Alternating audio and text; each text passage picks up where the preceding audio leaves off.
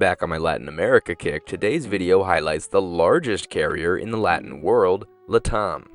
We covered LATAM last year from Brazil to Italy, but today we visit their third largest hub, Lima, Peru.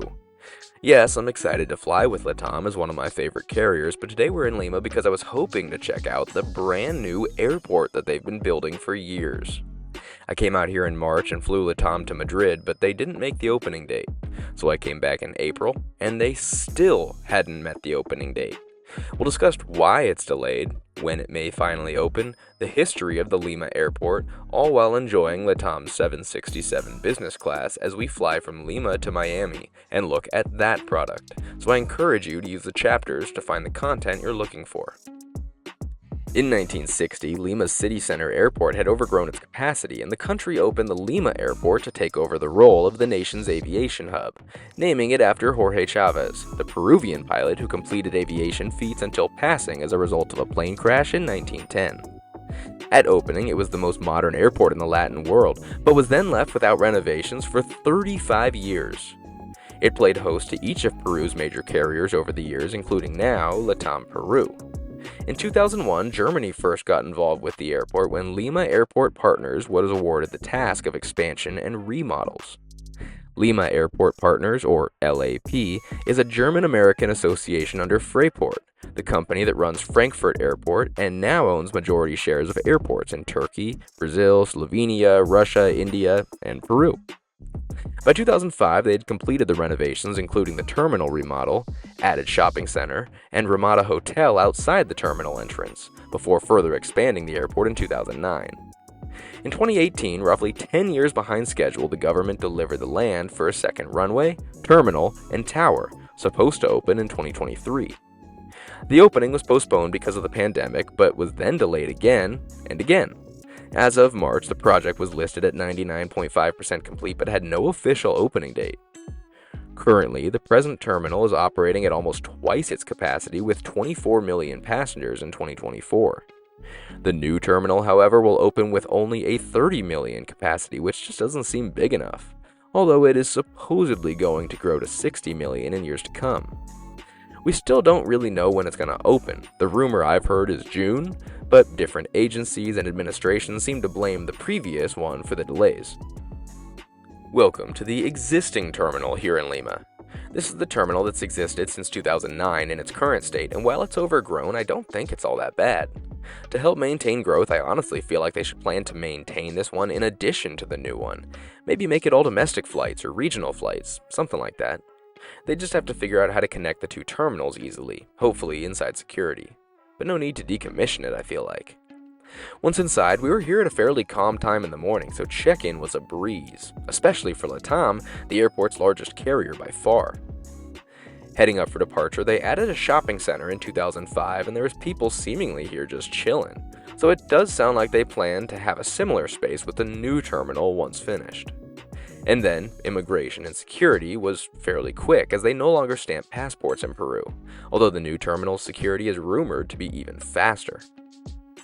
The terminal's basically just one long hallway, but after a couple gates, you'll find the Sumaq Lounge. Surprisingly, despite being one of LATAM's three main hubs, Lima doesn't have a LATAM lounge. It does plan to add one in the new terminal, and I have all sorts of notes on that we'll discuss when it opens, but for now, this is the contract lounge used by all airlines and priority pass holders. This lounge actually won multiple awards for Priority Pass Lounge of the Year, and it makes sense why. For starters, it's huge. One of the biggest in the Americas, especially by Priority Pass standards. They have a great spread of food and drinks, and they kept it fresh.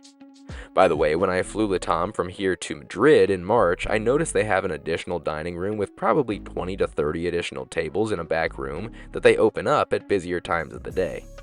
Which brings up one of the most important parts of the lounge. I never felt that it was overcrowded. There were so many seats, spaces, and corners that it remained relaxing even in the busiest times of the day. Plus, it's got all the necessary amenities, including private nap rooms and shower suites. Ever heard of a data broker? They're the middlemen collecting and selling all those digital footprints you leave online. They can stitch together a detailed profile on you based on your browsing history, online searches, and location data. The data broker can then sell that off to a company that can give you a very targeted ad.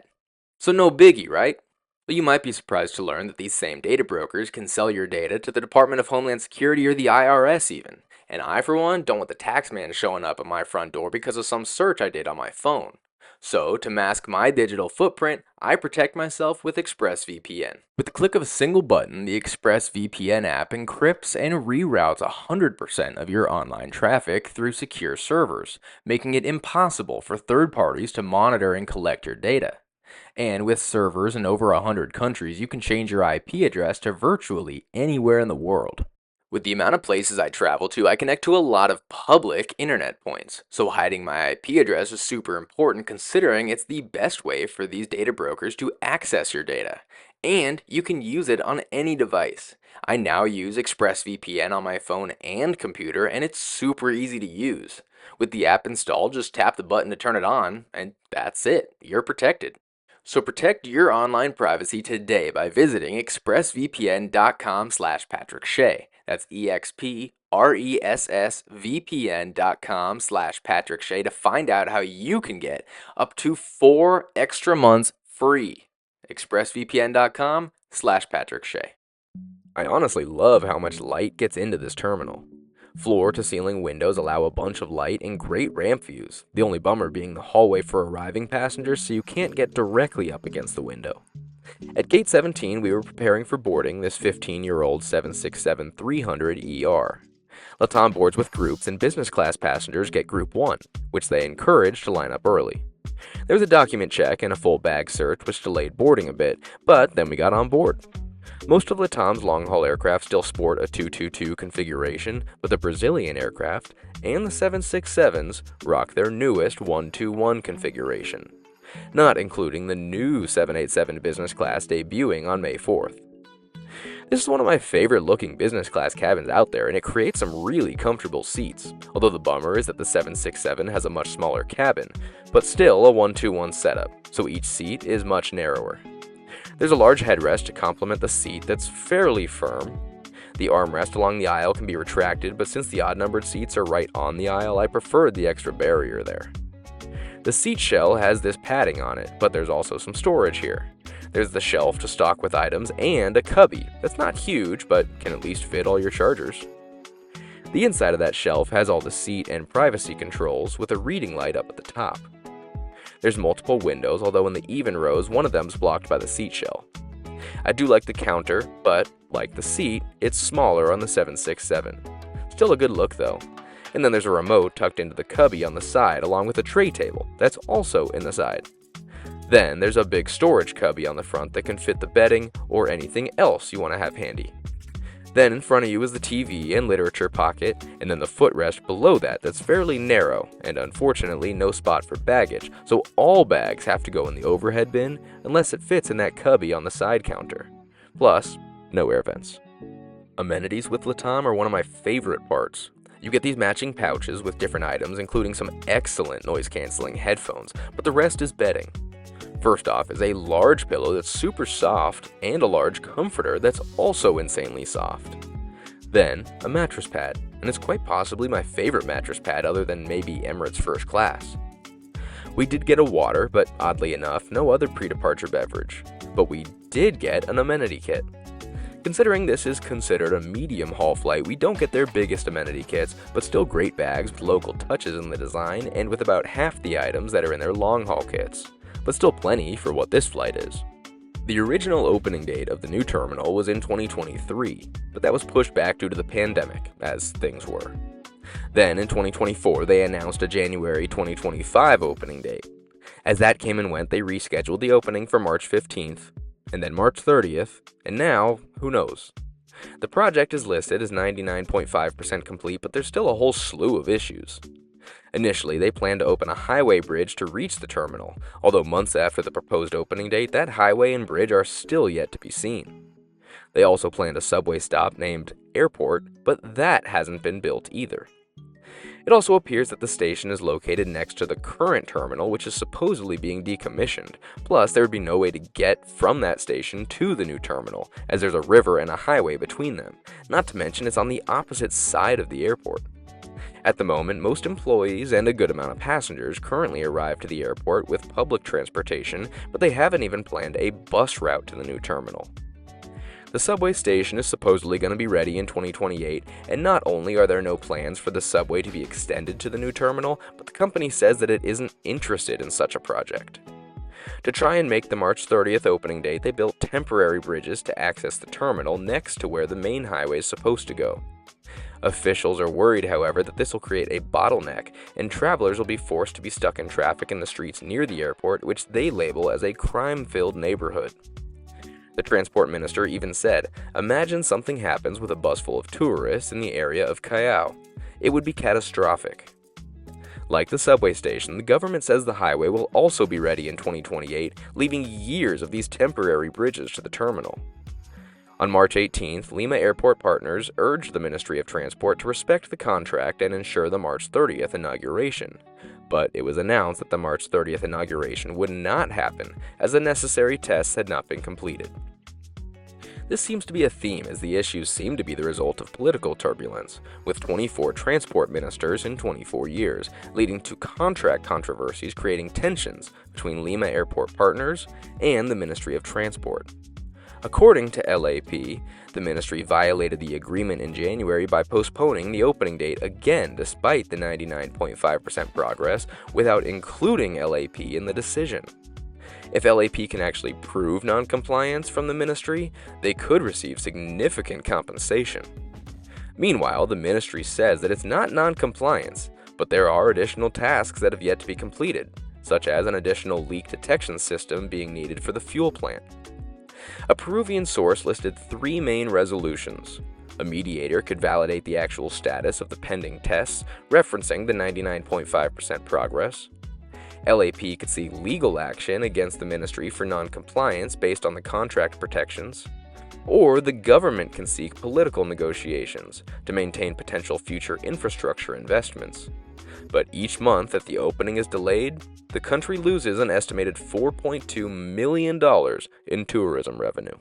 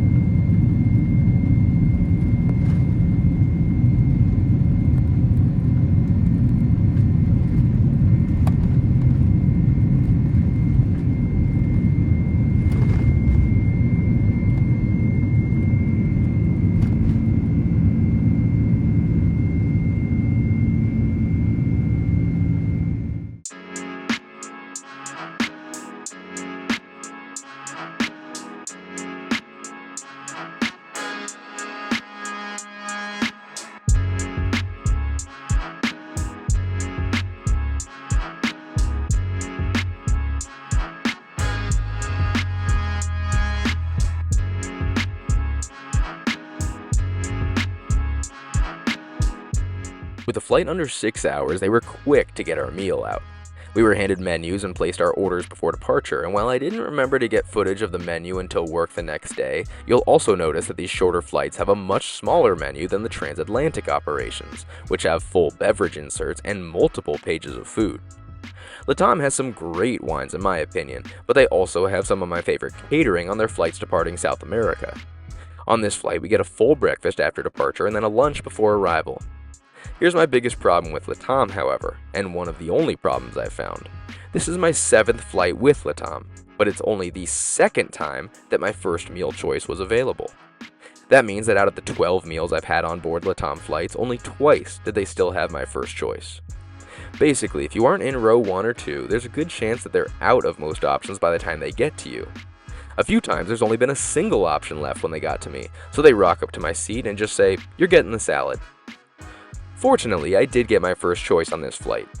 Unfortunately, breakfast is typically the weakest meal on flights, on most airlines. I chose to go with the cheese omelet with potatoes, parsley, and tomato sauce with basil. This also came with a plate of genuinely incredible fruit, and then I chose a muffin and croissant from the bread basket. To drink, I got some of the coffee, but they also told me I would love the orange juice, so they gave me that too, and they were right.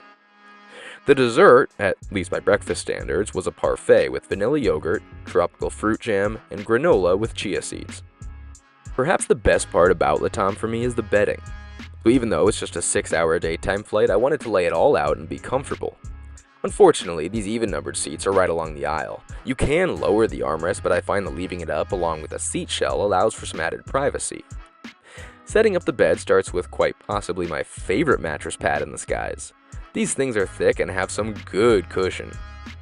Then the pillow, which is actually really high quality, is just a bit soft for my taste, but it's big enough that I can fold it in half and still be substantial. Then the comforter, my favorite one from my travels. I've slept like a baby on LATAM flights with this thing. The bed looks good, and it feels good. Unfortunately, the 767s are a bit tight. This is the same seat as the new 787s and 777s, although this cabin is much smaller, and they still cram the 121 configuration in here, which means that it's a bit tighter than the others. I actually found it to be very little space for your legs in this aircraft, while having no issues in basically the same seat in the 777. LATAM almost nailed the entertainment. Their seatback entertainment is one of the strongest in the world. They have so many options and different genres, including a good amount of new and popular titles. There's less TV shows, but still a few episodes of popular shows, and a great interactive map. Plenty to keep me entertained for multiple flights. The main area where they lose points is the Wi-Fi. Their website says that they have Wi-Fi on some aircraft, but I've still never seen a LATAM aircraft with internet. It seems like it's on their A320 family aircraft, so maybe I just got unlucky on my couple flights on those, but I definitely haven't had it on any long-haul flights with them. Lastly, just before arrival, as we crossed the Florida Keys, we were given a second meal. I didn't see this one on the menu, but they came through the cabin to offer us a ham or vegetarian option, and I chose the ham and cheese sandwich with radish chips and a horseradish sauce. Honestly, it was super tasty, and considering the flight was only 5.5 hours, I was loving the second meal option. LATAM is an airline that we've covered before in a video from Sao Paulo to Milan, and although it's a different country altogether, it's the same airline, kinda. LATAM is the holding company that runs the subsidiary airlines that they have for each country, and there's 6 countries as a passenger airline and 3 as a cargo airline. This includes LATAM Brazil that we covered last time, and LATAM Peru, which we're flying right now. The airline was launched as LAN Peru in 1998 by LAN Chile and Peruvian investors, as a way to help relaunch a national airline, with LAN Chile, who was already established in the region, making LAN Peru a different branch of the company essentially. They launched flights domestically in July 1999 and reached Miami as their first international destination in November of the same year. They officially became a subsidiary of LAN Airlines Group and part of the holding company in 2004. And by 2009, they could hold their own maintenance and Peruvian registered aircraft. For those who haven't seen last year's LATAM video, LAN Airlines of Chile and TAM Airlines of Brazil merged to create LATAM Airlines. It immediately became the largest airline of the Latin world, and each subsidiary airline joined the group bit by bit. So LAN Peru dissolved in 2015 with the merger, and flew in 2016 as LATAM Peru for the first time.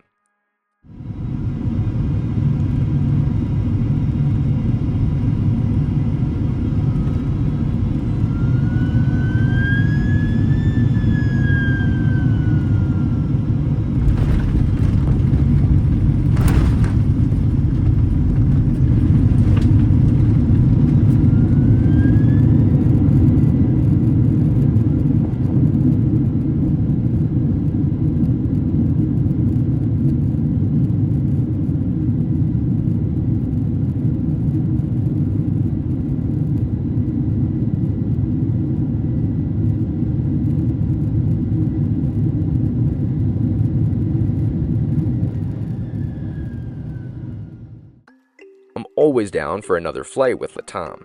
At this point, I've tried them from each hub and in each cabin, and it remains one of my favorite carriers.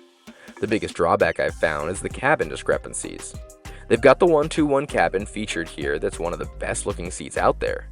And then there's the 222 that the majority of their wide bodies have.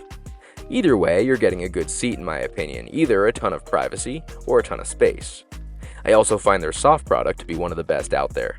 Their bedding is second best to United with a much better mattress pad, just missing that gel pillow. The amenities are excellent and the meals are always fantastic, if they have your selection. Not to mention, I absolutely love the crews of LATAM, especially the Lima-based crews. Of their three main hubs, Santiago, Lima, and Sao Paulo, Lima has the most North America flights, but it's the smallest airport by far, and the only one without a LATAM lounge. We discussed that they know how overdue this new terminal is, and with the sheer amount of flights they've got, the current terminal just doesn't work.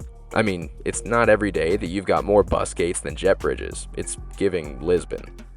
Interestingly enough, I don't find the terminal to be bad. I actually think it's fairly nice and has a great lounge. Considering the airport's nearly operating at the capacity of the new terminal that's not even open yet, I'd like to see them maintain two terminals. It would create a logistical issue with connecting them, hopefully inside security, but with 24 million passengers last year and the new terminal opening with a 30 million passenger capacity, I just see them running into the same dang issue, even if they do expand the new terminal to 60 million. Delays are inevitable. Nothing ever finishes on time anymore, but it sounded like they were almost 100% confident in that March 30th opening date, so it's a bummer to have the old terminal still operating.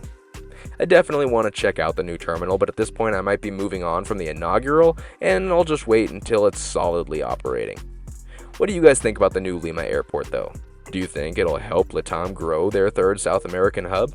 Let me know, and until next Sunday, safe travels. I'll see y'all next time.